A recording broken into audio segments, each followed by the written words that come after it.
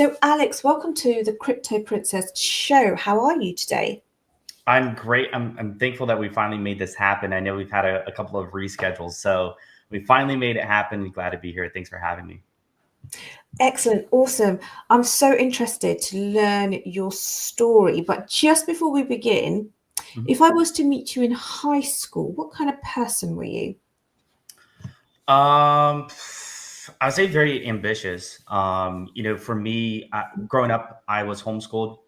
So you know, a lot of my experience growing up, grew up with four sisters. So for me, trying to get out and kind of do my own thing was very much a priority of mine. And so right when I turned 18, I moved out and I joined a sales company and really just kind of really I would say it's kind of uh, spread my wings, for lack of better terms, trying to figure out what I wanted to do. I went to college for one semester, just like a local community college, but that Mhm. just wasn't an interest of mine. I didn't like college, didn't think there was anything worthwhile spending time in college. So that's kind of where started off on the journey of going into sales and exploring a lot during that time, which is like 2016 or 2015, 2016.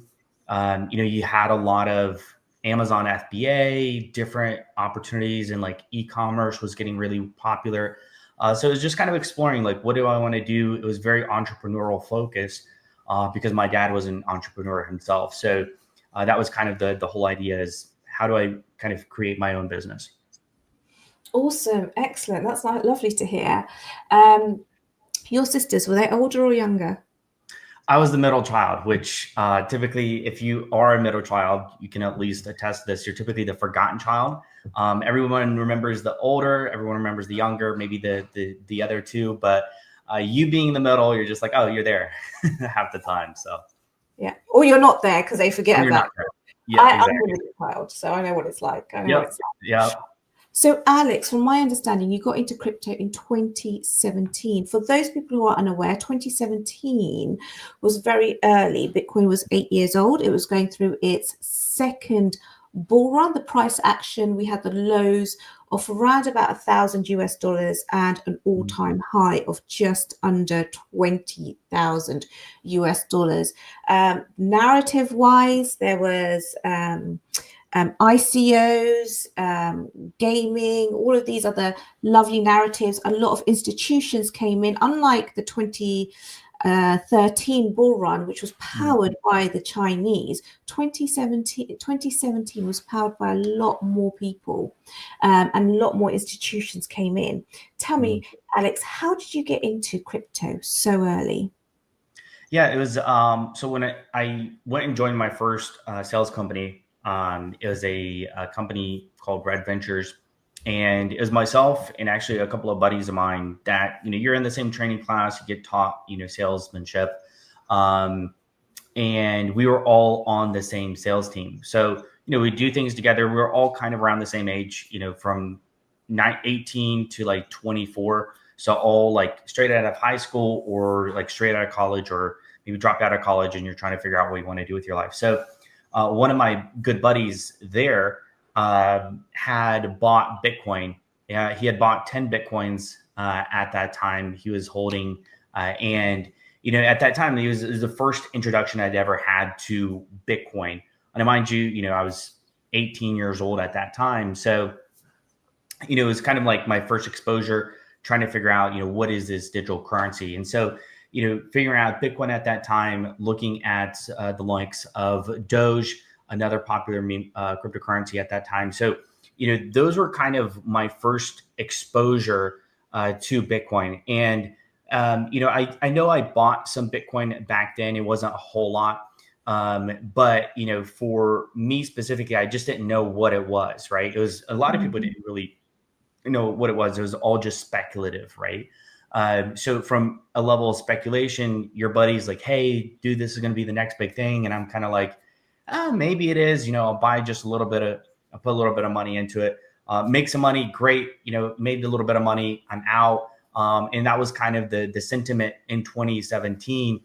is, it was very exciting, made some money, got out, happy with it, and really didn't go back to Bitcoin in a large degree until 2020. So we'll probably get to that. But that was kind of my first exposure. And my buddy, who I've talked to a couple of times since 2017, I believe he's held on to his Bitcoin. Obviously, that's worth a lot more than it was $1,100 from what I remember when he bought his 10 Bitcoin. So, his $11,000 could be, about 1.3 million today, 1.2 million, whatever it is.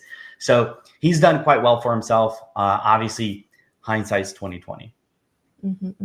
So did you exit? So you bought in and then you exited in 2017. Yeah. Okay, awesome. You took profits. You got some profits out. Okay, awesome. Took some profits, and I was happy with it. Right? I mean, if you make more than the stock market average in a year, you're probably doing pretty well. So. Why didn't you stay Why didn't you stay in crypto? You'd made a bit of profit. Yeah, I mean, it was just one of those things that I didn't really understand, right? So it was more like, to me, in my mindset back then, it was more like a bit of a gamble, right? It didn't seem as, it didn't seem as an investment. It seemed more like a gamble, right?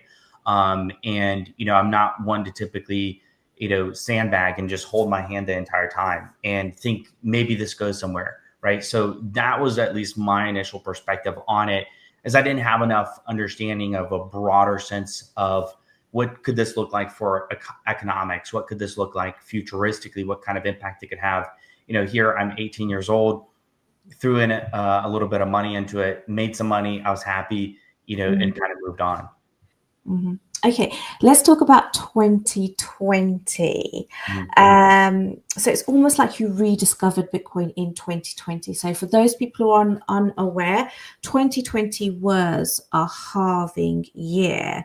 In March 2020, Bitcoin had a correction of 63%.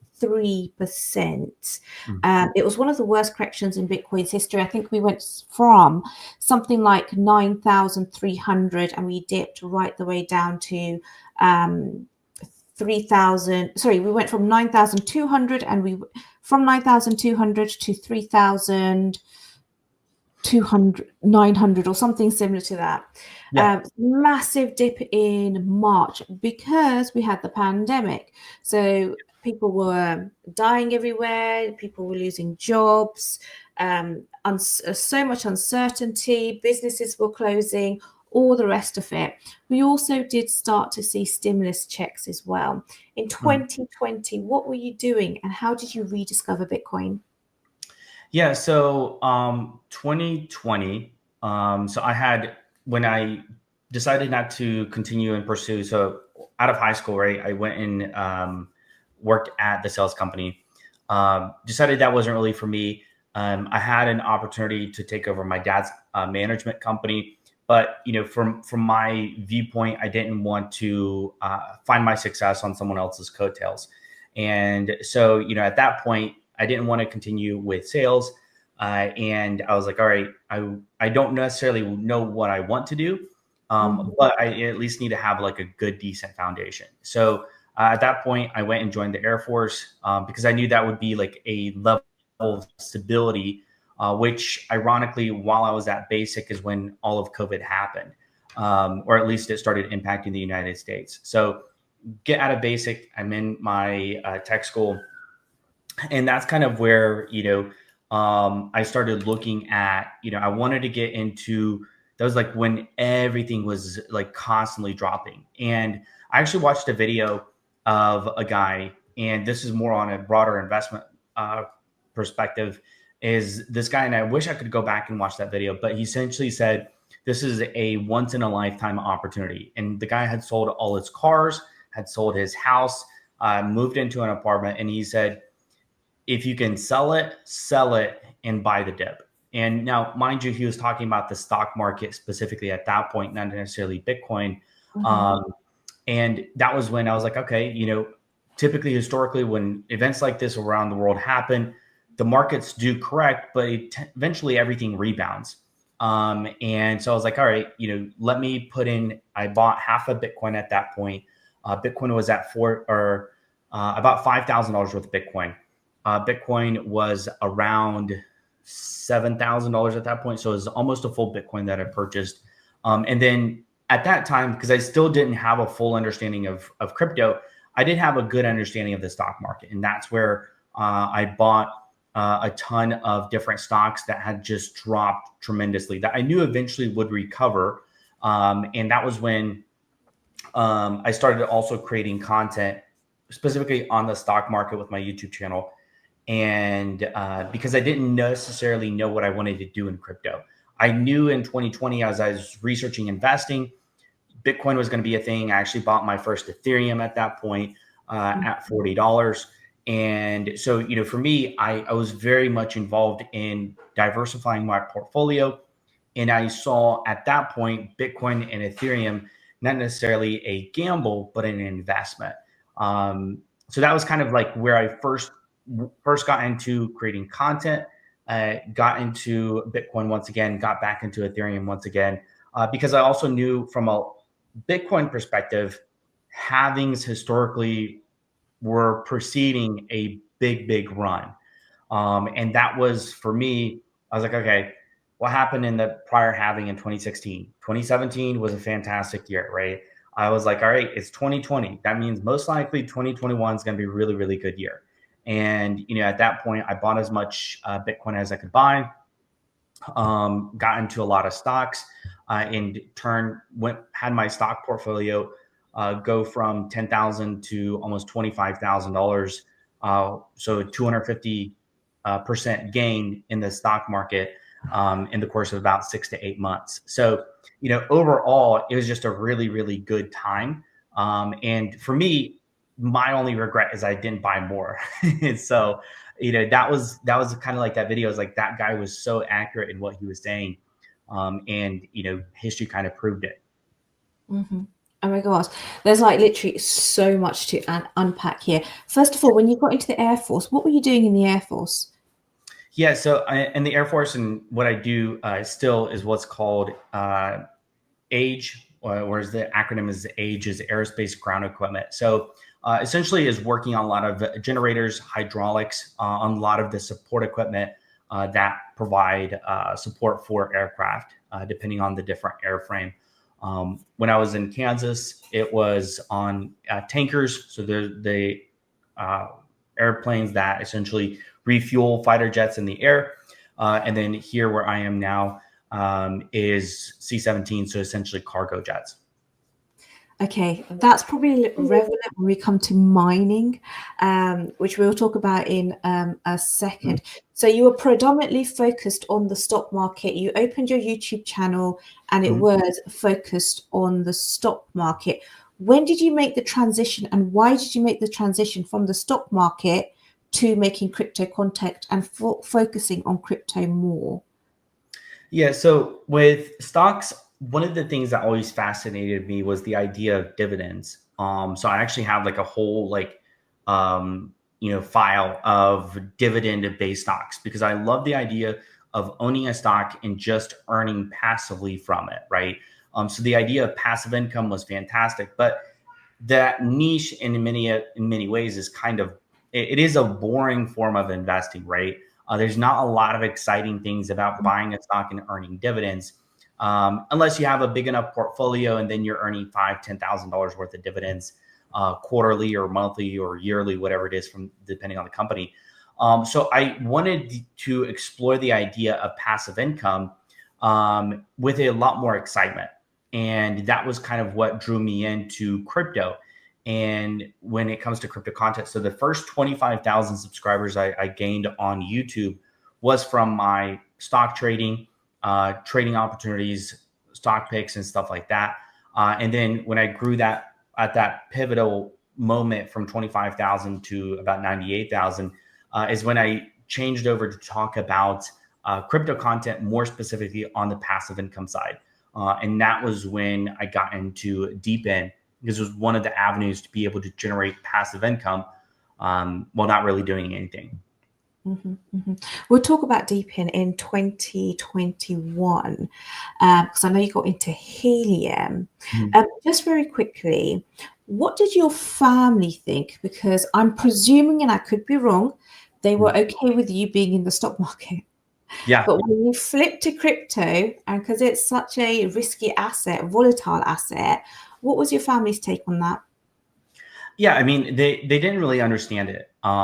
They, my parents are much older, but from their perspective, they saw it extremely risky. They didn't really have a good understanding of what the potential of Bitcoin could be, and I think even to today, they don't have a full grasp of what the potential could be for crypto.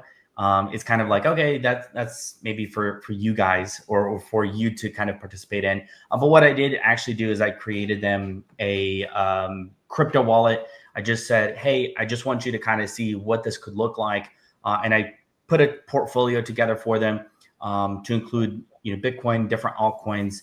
Just put in about $500, and that portfolio has grown to almost $1,200. So for them, they're seeing this and they're on a much older investment mindset of 10 to 12% gains a year. So what has they've seen in gains in a year and a half should have technically taken like 10 years, right? So they're starting to kind of open their eyes to what is the idea. But at the same time, when you're at their age, and when my dad sold his company, obviously they don't have a paycheck from the government as far as retirement. Their retirement is from selling the company, so they have to have a mindset of the next 30 years to be sufficed by what they sold the company for. So from their perspective, right, they have a very low risk tolerance at their current stage to be able to invest. For me, I have a little bit higher risk tolerance, right? So I mean, at my age, plenty of runway, if you will, to make some mistakes, learn from them before you kind of get to that age. Is like, all right, can you really risk that much? So the first 25,000 odd subscribers were from the stock market content. When you Mhm. flipped over to crypto, did you notice that people stopped watching you or the subscribers dropped? Um, so it's kind of funny because so your viewership does drop just because you're pivoting content. But from a subscriber standpoint, because I've talked about a lot of different crypto, a lot of different content, um, and like you have people that will subscribe to you back in 2021, the last bull cycle, that don't even watch your content anymore, but they're still subscribed. So it's just been a weird thing even to like 2025, because if you think about retail was very, very much there in 2020, in 2020, 21. We're not Mhm. seeing as much retail now outside of like pump fund and your meme coins, but you still have all those subscribers. So you have like 100,000 subscribers. Your views simply aren't there because many joined the market in 2020 and then left the market and just haven't been back since.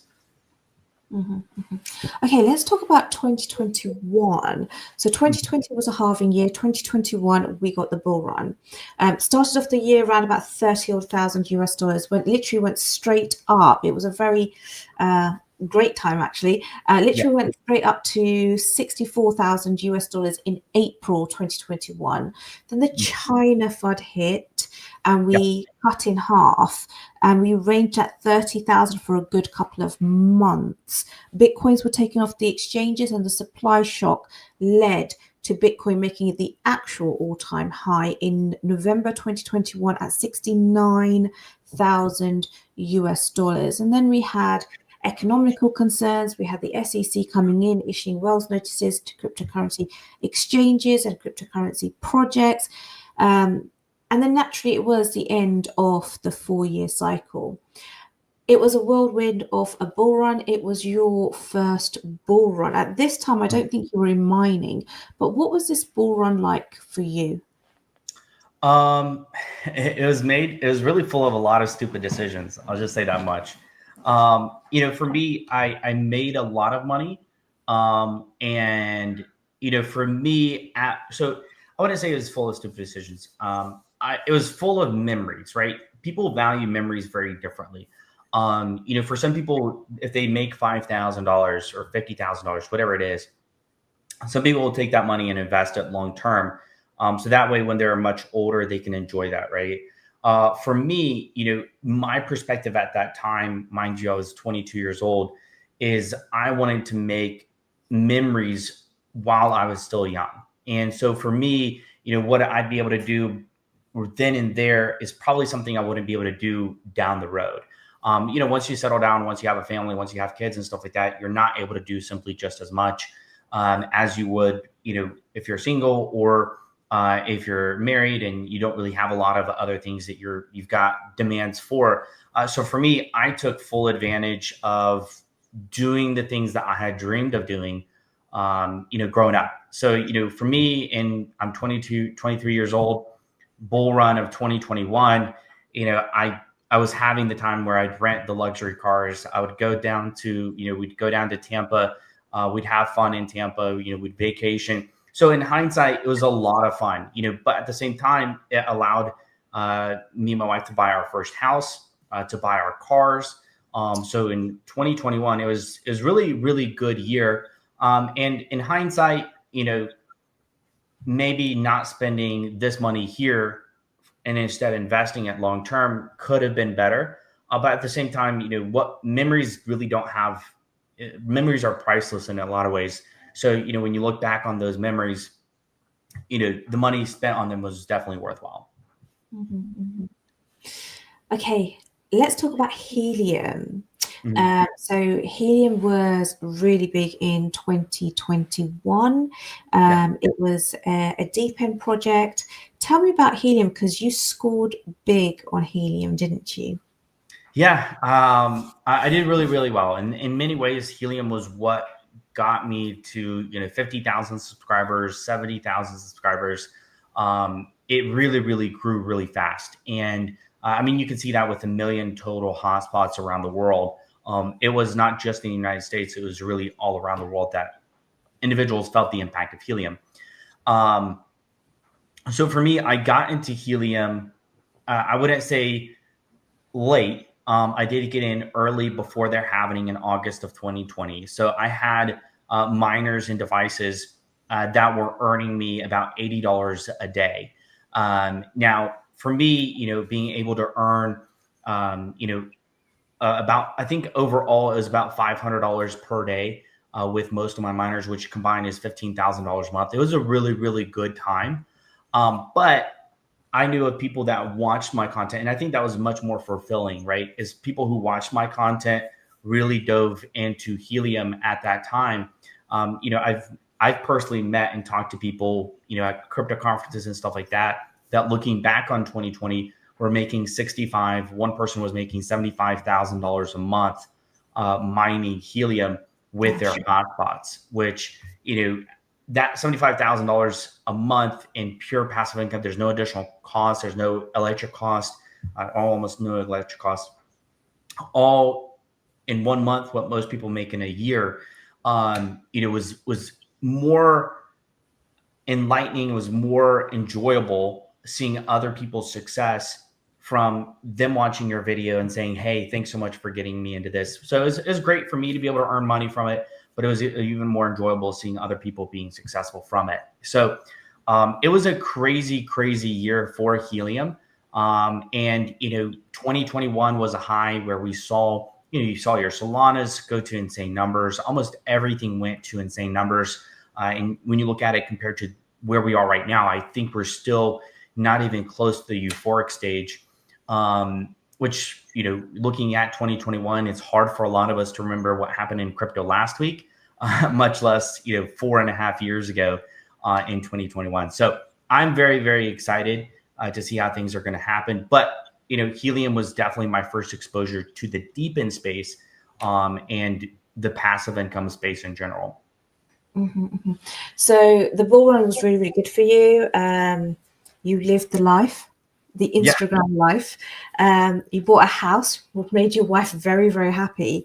Yep. Let's talk about actually November 2021, when Bitcoin hit the all-time high of 69,000 US dollars. Did you think it was the top, and did you exit? Yeah, so I kind of exited around the 50 to 60K mark, Mhm. because when I looked at it from prior cycles, Bitcoin typically, at that time with the limited information that we had, um, 2 to 3x is prior all-time high is what I was expecting.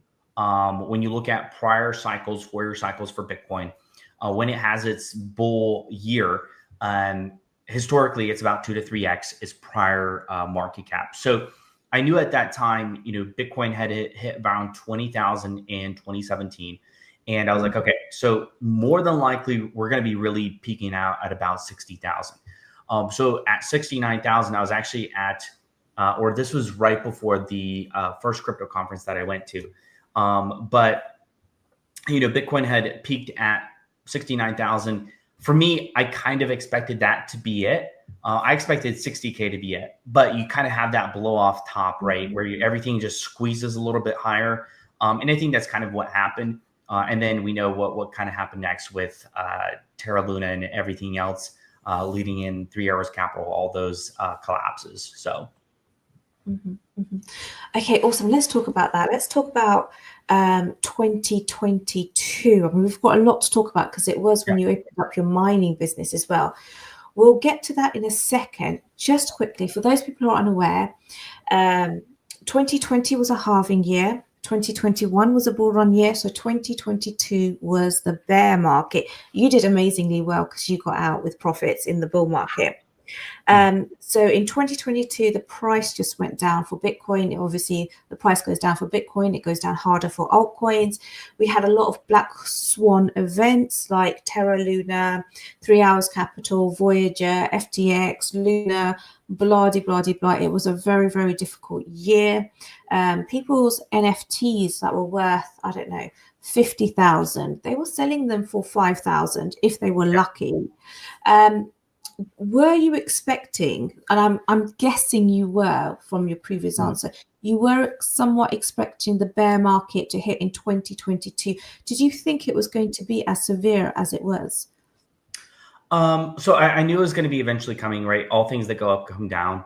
The whole idea of a super cycle I thought was quite literally stupid.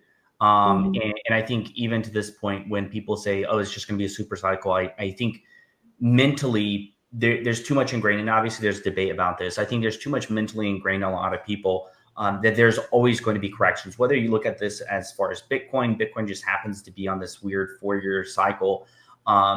Everything, stock markets, all commodities that go up eventually do have a correction, right? People take profits and then you find your entries. But I think in the instance of something like this, no one really knew what was going to be the nail in the coffin as to like what would cause this dramatic drop, right? Is like what would be the pivotal aspect to really cause this market correction. I didn't expect a multi-billion-dollar cryptocurrency like Terra Luna to collapse, and people lose millions of dollars. People making life decisions based off of the money that they lost. It was a very, very dark time. And, you don't know exactly what's going to lead to this market correction. Terra Luna, Voyager, 3 Hours Capital, like all those things, just like, wow, I didn't expect any of this. And that was when I was at my first crypto conference. And I was in the audience with the guy who shorted Terra. He was speaking, he was talking about, I think he made, I don't know, it's like 10, $20 million that he made from shorting Terra Luna, because he just saw it as Ponzi in his eyes, and he shorted it, made a ton of money from it. So it was just kind of eye opening seeing all of this happen around you at that time, and markets weren't very exciting, and things were just kind of going further and further down. Mhm, mhm. Let's talk about mining now, which is something that you're very, very famous for. Um, you went from trading, being a position trader, or investing in crypto to mining. Where did that jump come from? Like where did the interest in it come from? Hmm, hmm.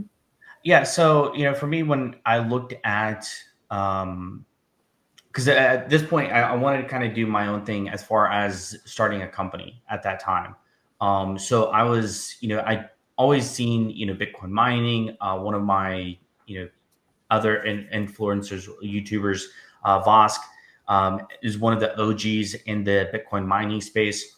So I was like, I want to kind of create my own company when it comes to the mining space and provide a form of passive income for people that get involved, that want to get involved in mining, but maybe don't have the financials to be able to buy a $2,000 to $3,000 Bitcoin miner. And that was kind of where I looked at a niche in the market that existed, and I wanted to kind of fill in that niche, and that was kind of where the idea of the Bitcoin mining started. How difficult was it? I know you have some experience with hardware working Mhm. in the Air Force. Yeah. Was it a bit of a jump going to Bitcoin mining, or was it similar to what you were doing in the Air Force? Yeah, so there's kind of like two aspects to it. So I was familiar with the ASICs because I had ASICs already, a couple of ASICs, a couple of GPUs that I had participated with already. I had a GPU farm that I was participating in with a lot of GPUs as well. So I was familiar with proof of work, um, but being able to start off with the mining approach that we had, and for our approach with what's called fractionalized mining and fraction mining as a company, our approach was very very different compared to most, and we were launching, and there was a reason to it. We launched when Bitcoin was at 18,000, Yeah, and well done. Well done. yeah, yeah. So I mean, from my mindset, right?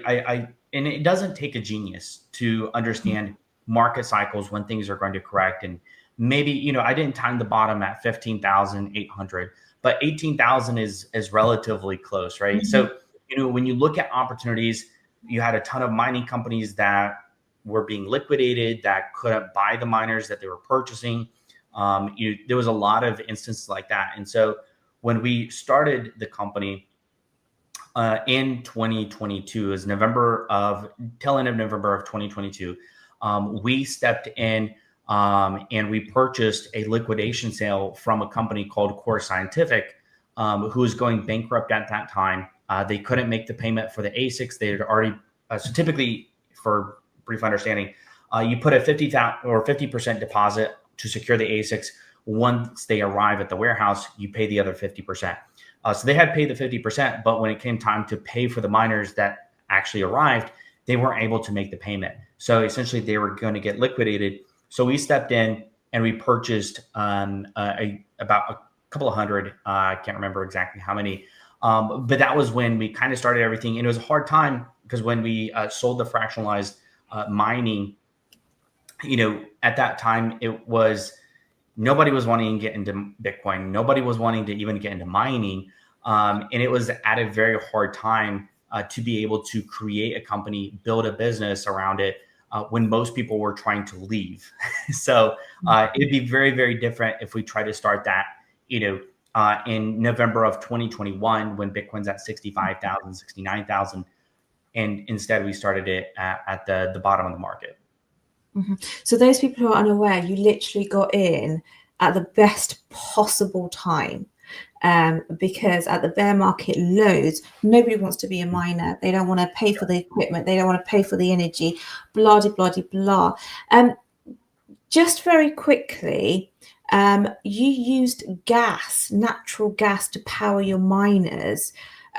Tell me about that. Why didn't you just use normal electricity?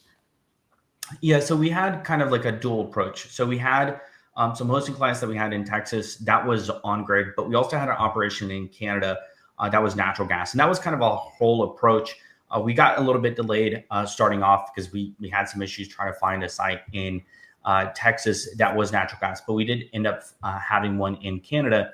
And the whole idea is essentially kind of twofold. The first is you're not relying on the grid for energy. Relying on the grid, has very variable cost. There's you're tied to a provider that at the end of your agreement, your electric cost may increase. You may have to curtail in Texas based off of demand and supply. So there's a lot of nuances to the aspect of grid mining. So it was kind of like the unknown and the cost aspect that was very difficult. So when we looked at off grid, it has its own level of complications when it comes to working with generators, natural gas generators specifically. Um, so you kind of had to know how generators work, which kind of helped with my Air Force background, and being able to have a site where your natural gas that you're getting, the gas itself being only 1 to 2 cents, typically around the 1 cent mark.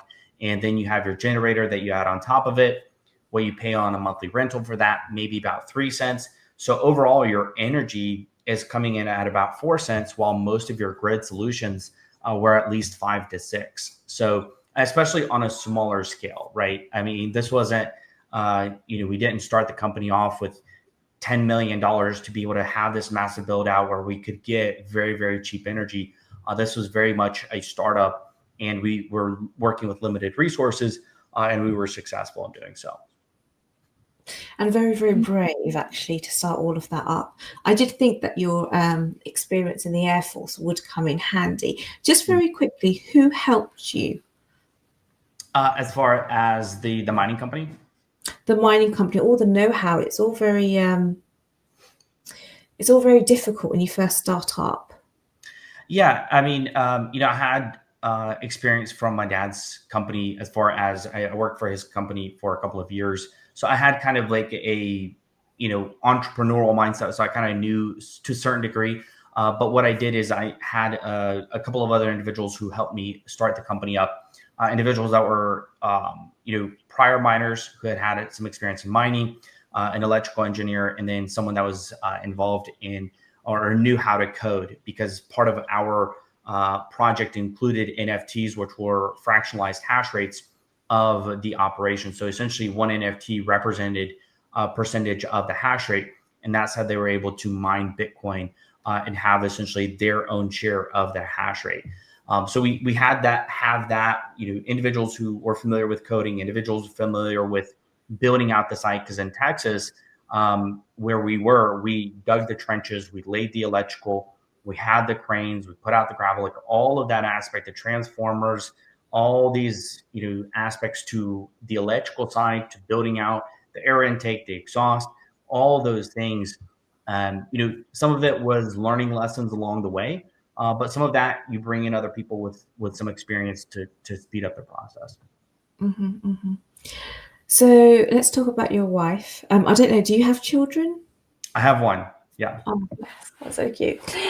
So your wife, so she has seen you obviously getting from stocks, go to crypto, then she's seen you start up your YouTube channel, talk about it, live the lifestyle. And then obviously you bought her a house, which is absolutely amazing. But this is on another level. This is like taking a lot of the family's funds and all the rest of it and building up a farm, a mining farm. This is next level. Was she supportive? Yeah, absolutely. Always been supportive, regardless of really what was happening in the situation. I think the biggest thing is when this was occurring, I was in Kansas and our operation was in Texas. And mind you, if you've ever been to Texas, you drive 12 hours and you're still in Texas. So it's just a very, very vast state. And so I think that the most difficult aspect of it all is when, for me, as how much hands-on, and that was one of the things I was very proud on, is I was very hands-on. Even though I had the title of CEO, that was because of the primary public figure, is why I had that title.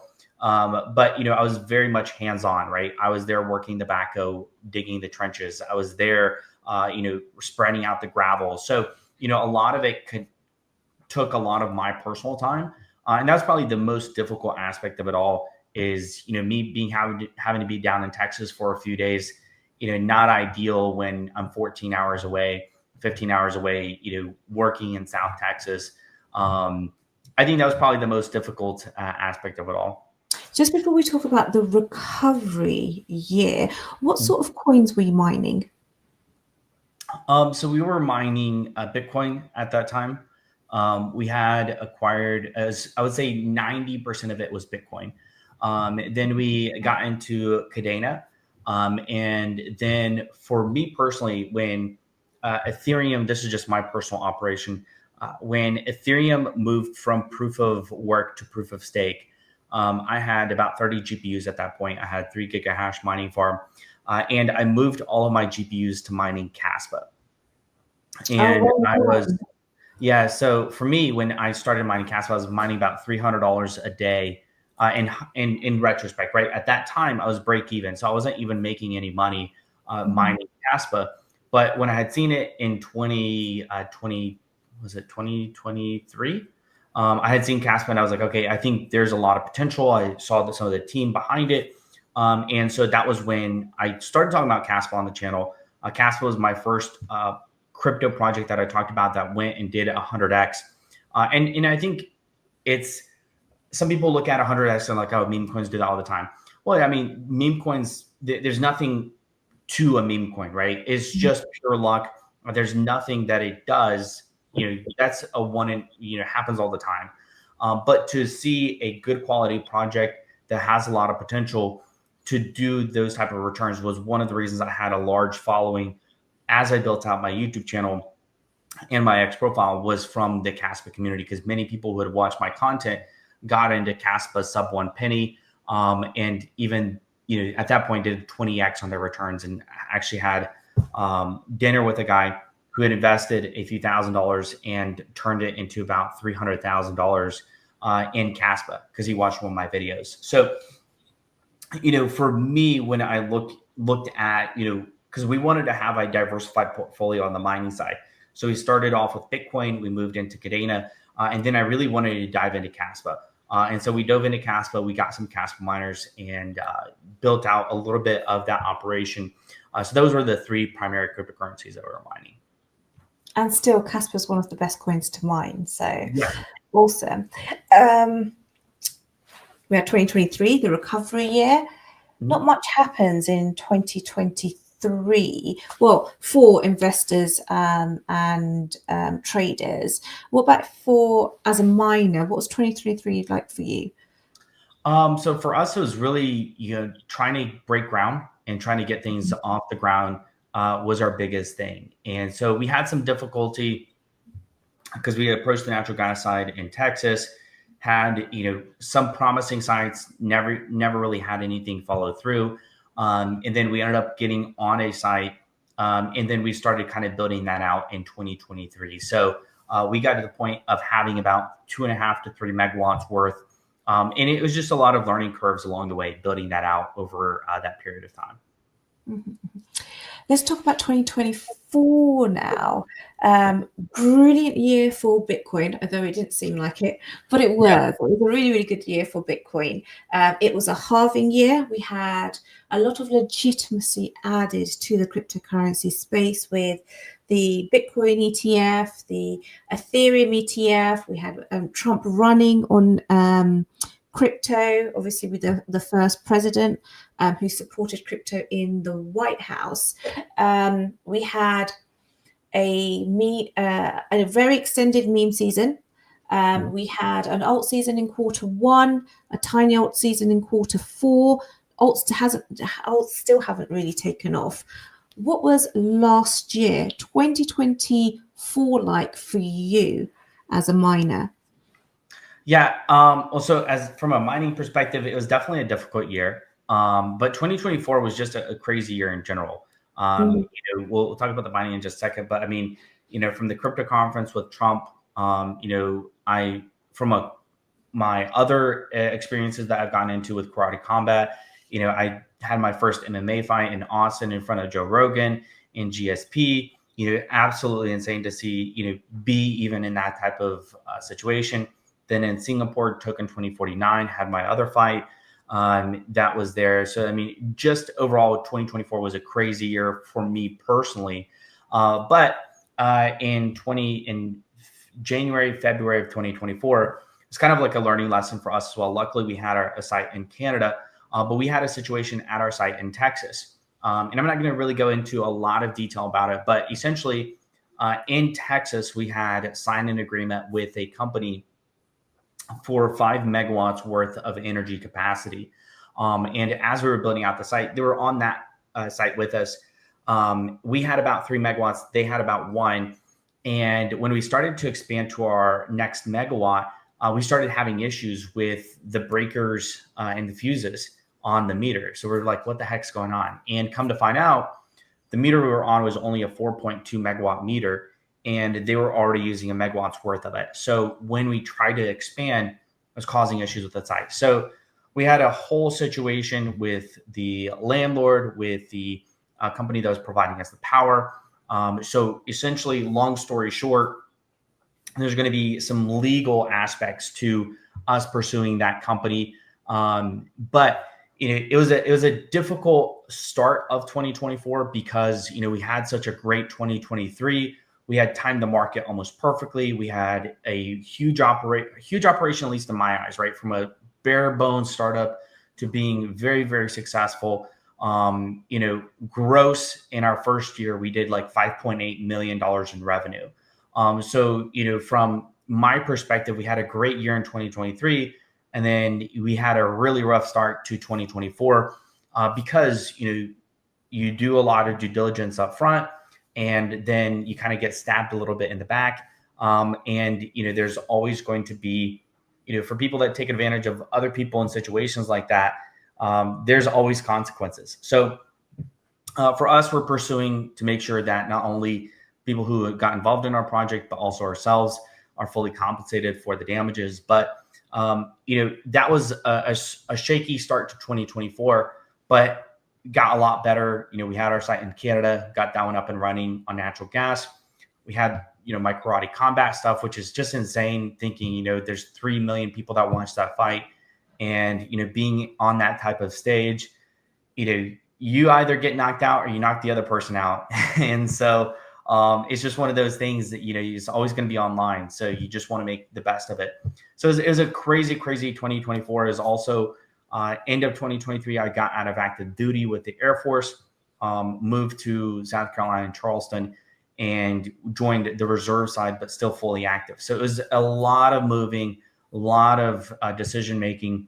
It was a whirlwind of a year for sure. Mm-hmm. Okay, I'm going to talk about karate combat because I absolutely love it.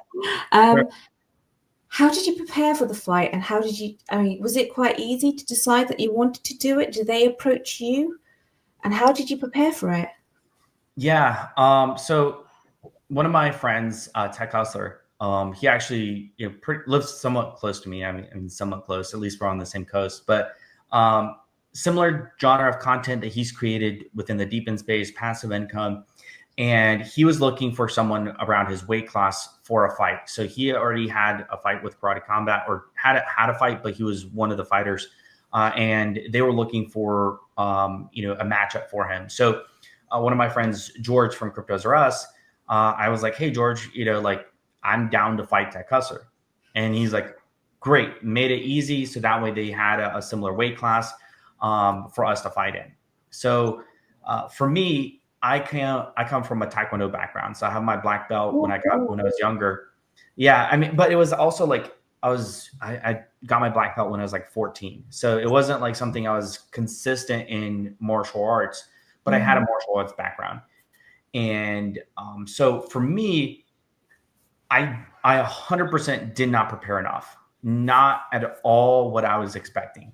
I went to a 9-round boxing gym, which is just like a great workout boxing gym, but it's not like actual technique and sparring. So I never sparred before my first fight, which was kind of stupid of me.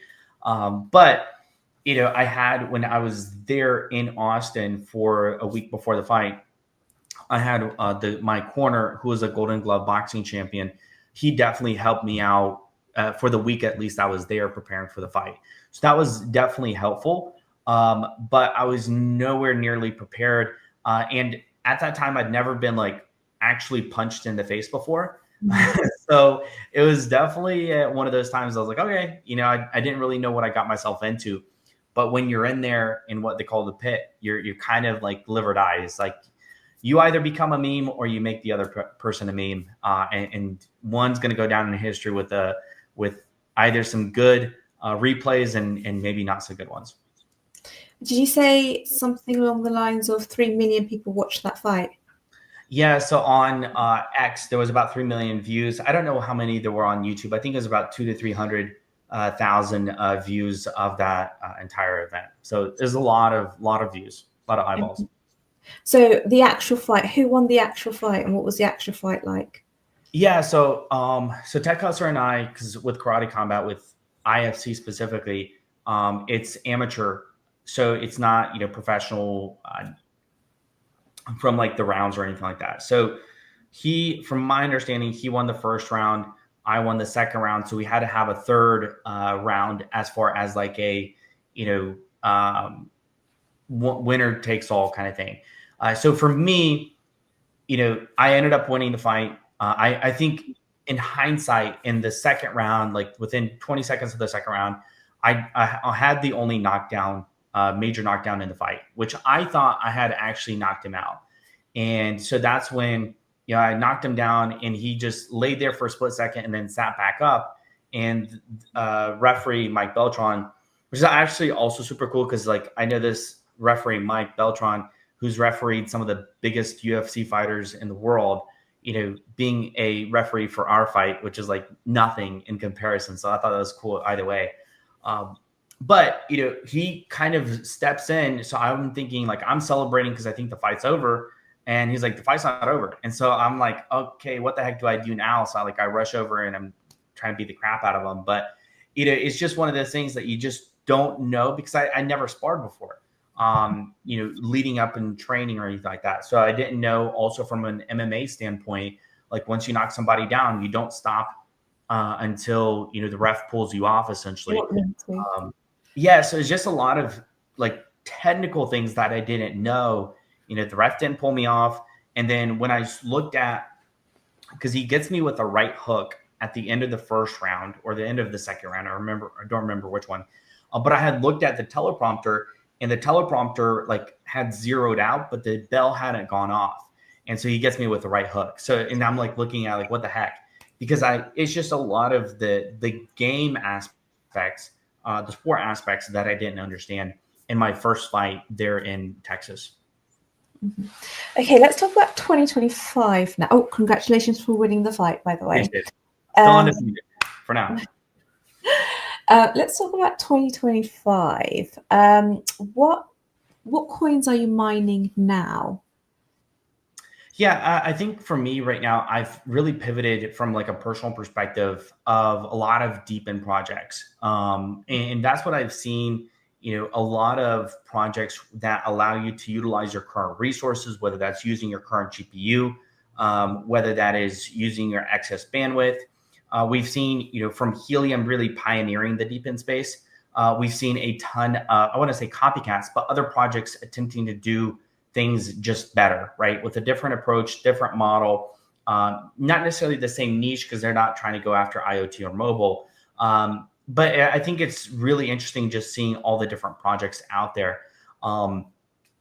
For me, I'm really specifically focused on projects that allow me to utilize my current resources, such as excess bandwidth sharing, that allow me to use my GPU, that allow me to participate in different networks without having to go and spend money on additional devices. Now, that said, there's a lot of devices and hardware. One of them, this is, if I can get it open here. So this is Kudus. So this is like a smart AI ring, right? And for you to be able to track your health, track your heart rate, all those things, track your sleep. Kudus is not technically like mining, but it has a proof of work aspect related to it. And the people who got into this project early, when I talked about it, who got an airdrop, some people made $5,000 plus with just the airdrop alone for, a $300 ring, right? So there's a lot of focus now on projects when you look at like Aether that have validator nodes, that have checker nodes. So there's a lot of those projects that I'm involved in. You look at ATH token, it recently pumped. You look at the Edge hardware device.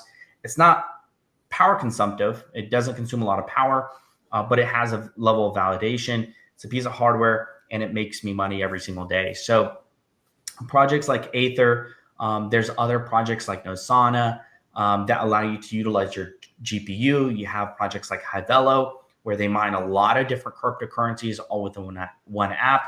So there's a lot of really, really great projects out there, a lot that are coming up. You look at projects like NodeOps, not just technically mining NodeOps, but you run a node for their ecosystem with your resources, or other projects like DNet. You run storage, and you're able to earn tokens or earn during their test net leading up towards an airdrop and mainnet. Mm-hmm, mm-hmm. Okay, awesome. Let's just touch upon your YouTube channel now. It's got taken down. Can you tell us a little bit about that? Yeah, so it happened. I'm trying to think. I think it was back in, actually, it was in June of this year. So, because I was actually deployed to Alaska, doing some stuff up there in Anchorage, and I get an email from YouTube, essentially saying that, hey, we reviewed your content. Your channel's been deleted. You can appeal with this link below, which I was like really confused by, because I've never had a strike on my channel. I've never had, I've never been demonetized. I've never had a single thing wrong with my channel in 5 years. And then all of a sudden I noticed some of my videos, like older videos that were talking about, your clickbaity titles, if you will, that had gotten taken down, but I didn't really think anything of it. And then all of a sudden, just like that, it just gets removed. So I go back to YouTube, because when my videos started getting taken down, I reached out. I was like, hey, to creator support. I said, hey, like, what's going on? I'm trying to get a better understanding. Like, what do I need to do to change up my content? What do I need to change? Like, is it titles, thumbnails? And all they essentially said is, please review our guidelines and whatever it is, right? So your generic response, I was like, well, this is of no help. So like, I don't necessarily know what to do. And then my channel gets removed. So I do the appeal, and I'm like, here's everything. Like I've already tried to reach out. Like, I don't know what exactly, because my content isn't any different than other creator content. It's no different than, and it's not even to the point where you have YouTubers that are out there with their thumbnails, buy this meme coin to become a millionaire, right? It was, and their content's still up, right? So it's just really weird that, my channel gets targeted over something like this, which, it wasn't only my channel. It was at least half a dozen to like 10 people that I'm currently in a group chat with that had strikes on their channel. Alex Becker had a strike on a video that got taken down. That was all within the same genre of making money. And that was kind of like a big thing for YouTube back in June, where anything that was talking about making money or guarantees of making money, even though, and that was the thing I told YouTube, is like, even though like I literally show my deep-in device that made me $45 in a week, I literally have proof of that. How is that against YouTube content? And they're like, well, that doesn't mean that everybody else can make that $45. So it was just like, it was really, really annoying and frustrating, because I was like, what's different now when I've made the same content in 2021? So it's very, very frustrating. But YouTube, I mean, there's big creators out there that have had their, much bigger than myself. I mean, 2-3 million followers who got their channels deleted, and will never get their channels back. So, it's unfortunate what happened. But for me, it's allowed me to focus on creating content on other platforms, specifically X, where I already have an audience, to kind of really grow that audience long term. I'm sorry your channel got taken down. It was a brilliant channel. So you're going to be more on X now, I suppose. Yeah, for sure. Okay. And for the rest of 2025, what are your goals? Well, so I'm hoping, I wanted to get just from like me personally, is I'm really wanting to grow my X account specifically. I do want to get back into, I was supposed to have a fight not in karate combat, but in a boxing promotion called Crypto Fight Night, or Crypto Fight Week, but CFN. I was supposed to fight Barney, who ironically is the individual that I beat and TKO'd in Singapore last year. So they wanted me to fight Barney again in Singapore this year, but as a strictly boxing promotion. Now, Barney wanted the fight, but they wanted to create like this almost tournament where Barney fought a guy, I fought a guy in Singapore, then we face off, and then we have our fight in December in Miami. Well, Barney declined the fight. He wanted an easy matchup against whoever he was going to be fighting. They went through like half a dozen fighters, declined all of them, and now all of a sudden has an injury that he can't fight till 2026. So I think in many ways he was just didn't get an easy fight and decided against it, which is fine. For me, with karate combat, I always said like I really don't care who I fight. I mean, just sign me up because I enjoy it. And so for CFN, I was supposed to fight in Singapore. Barney declined the fight, so I may be fighting in Miami in December. That's kind of a toss-up, kind of an unknown.